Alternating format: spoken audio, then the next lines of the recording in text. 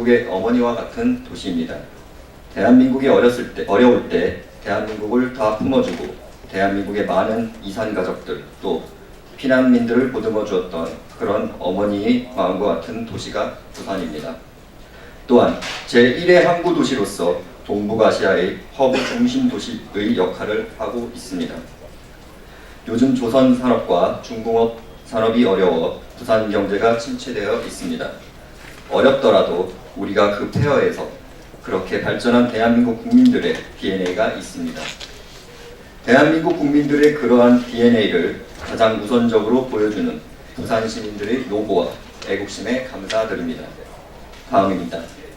대한민국이 완전히 사회주의와 공산주의화되는 공포를 느낀다. 1950년 6월 25일 북한 괴뢰 정권의 적화 야욕에 의해서 대한민국에 남침이 있었습니다. 동족 상잔의 아픔입니다. 동족끼리 칼과 총구를 겨누고 싸운 전쟁입니다. 3년 1개월간의 전쟁에서 유엔군 15만 명, 국군 62만 명으로 77만 명의 사상자가 났습니다. 북한 괴뢰군 50만 명, 중공군 90만 명의 사상자가 났습니다. 또한 1000만 명의 이산 가족이 생겼고 그 이산의 아픔은 1950년부터 68년이 지난 지금까지 대한민국 민족의 아픔으로 남아있습니다.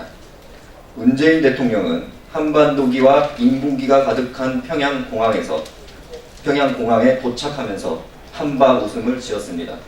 완전히 조작되고 기획된 15만 명의 군중 앞에서 대한민국의 민족의 자존심을 지켜줬다며 북한 정권을 찬양했습니다.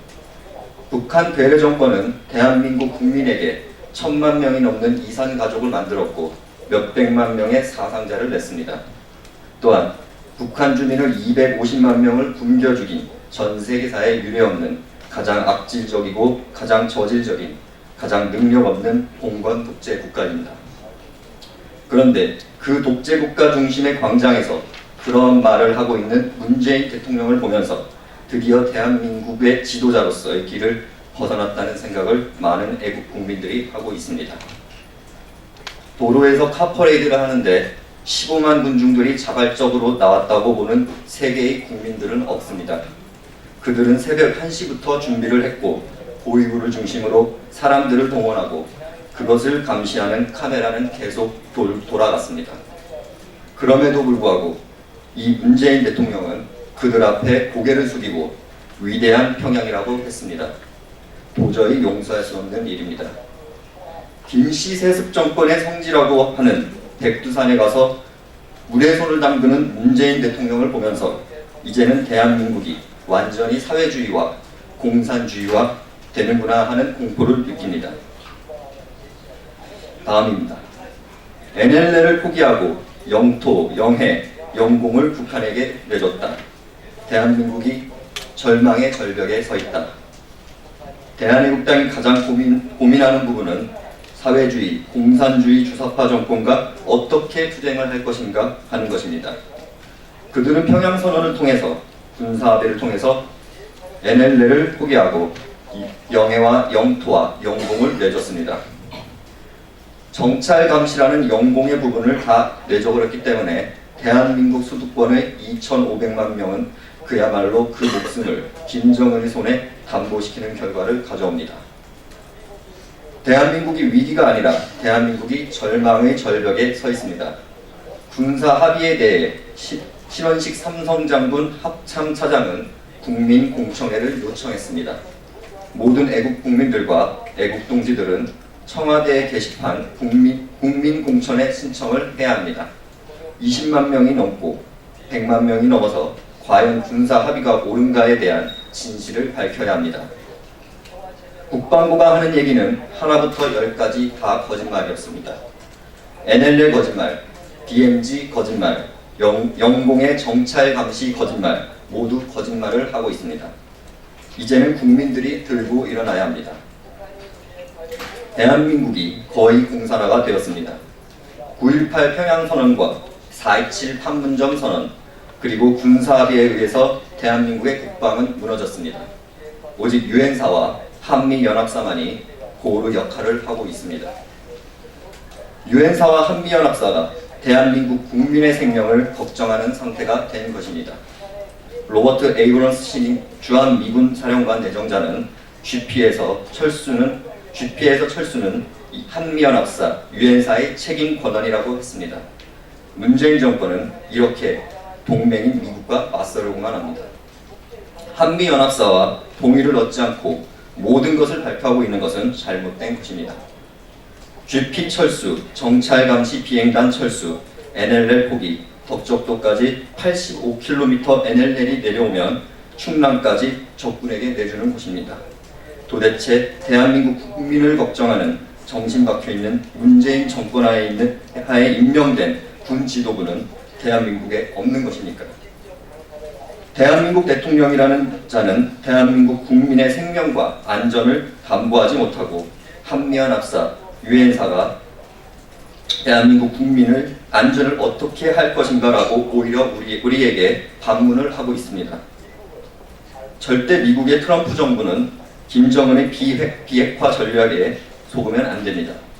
문재인 정권과 김정은 괴뢰 정권은 동격입니다. 대한민국을 공산화, 사회주의화 시키려는 동격의 인물입니다. 지금 문재인 정권을 자유대한민국, 자유민주주의 시장경제를 지키는 대통령으로 보는 국민들은 많지 않습니다. 이렇게까지 새빨간 줄은 몰랐습니다. 이제 대한민국 안보는 무너졌습니다. 60년 이상 한미동맹의 강화를 통해서 발전한 대한민국의 경제도 무너졌습니다. 그들은 종전선언을 통해서 미국과 계속적인 대결 국면을 가져갈 것입니다. 지금 동서해안 철도, 도로, 연결 착공식을 위한 조사 준비를 한다고 합니다. 동서해선 철도 도로 건설에 어느 국민이 거기에 동의했습니까?